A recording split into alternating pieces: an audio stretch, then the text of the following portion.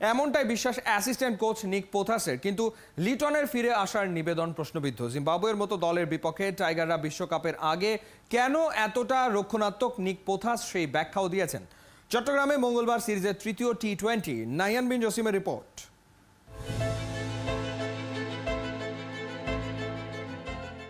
বৃষ্টির ফোঁটা আর পরিশ্রমের ঘাম, সৌম্যর গায়ে দুটোই মিলেমিশে একাকার। ট্রেনার নাথান কেলি যেন কমান্ডার, সৌম্য সেই কমান্ডো ট্রেনিং এর সোলজার। কঠিন অনুশীলনে মচকালেও ভেঙে পড়া যাবে না। সৌম্য কখনো লুটিয়ে পড়ছেন, কখনো ট্রেনার নিজেই তার মাথায় পানি ঢালছেন, কখনো হাঁপিয়ে উঠে থেমে যাচ্ছেন। কিন্তু উঠে দাঁড়াতেই হবে, লড়াইটা যে ফিরে আসার।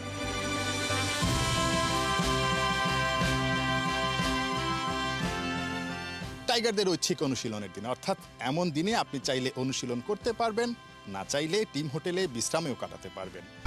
1, 2, 3 ঢাকায় জমি জিতে নিন 100% ক্যাশব্যাক সহ 20 কোটি টাকার পুরস্কার। ঠিক এমন একটা দিনে সৌম্য সরকার 3 জন কোচকে নিয়ে মোটামুটি একান্তে অনুশীলন করে যাচ্ছেন, ফেরার লড়াইয়ে নেমেছেন।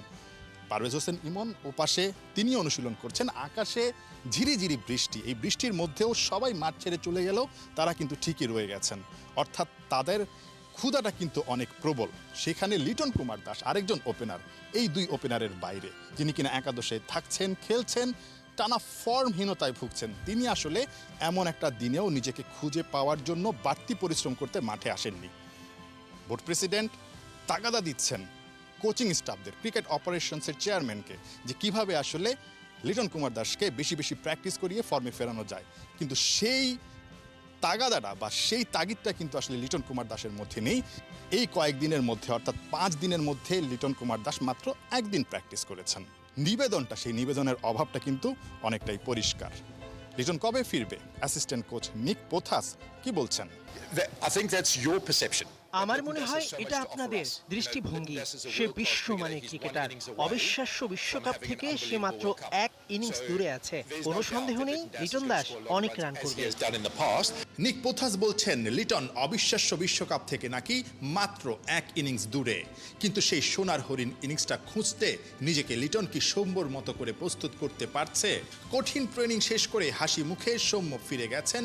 ফিরে আসার জন্যে পরিশ্রম কখনো বৃথা যায় না, কখনো কখনো ভাগ্যটাই যে ঘুরিয়ে দেয় প্রবল চেষ্টা।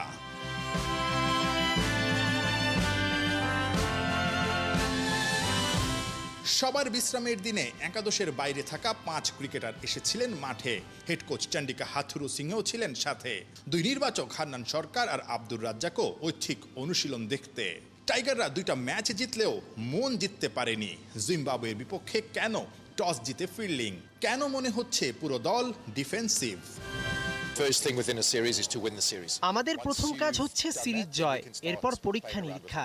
আপনি চাইলেন আর আমরা পরীক্ষা নিরীক্ষা করলাম, এরপর কিছু ভুল হলে আপনারাই আমাদের পরীক্ষা নিরীক্ষার সমালোচনা করবেন। তার মানে জিম্বাবুয়ের বিপক্ষে হারার ভয় থেকেই টাইগাররা এতটা সাবধানী। অথচ সিরিজটা হওয়ার কথা ছিল বিশ্বকাপ প্রস্তুতির।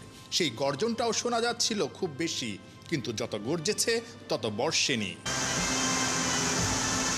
কিন্তু সাগরিকার আকাশে গর্জনের মতো বর্ষণ চলছেই। টাইগারদের বিশ্বকাপ প্রস্তুতিতে নতুন করে ভয় ধরাচ্ছে চট্টগ্রামের ঝড়ো বৃষ্টি। এভাবেই নাকি আকাশ ভেঙে বর্ষণ চলবে আগামী 10 দিন। নাহিয়ান বিন জসিম, 71, চট্টগ্রাম।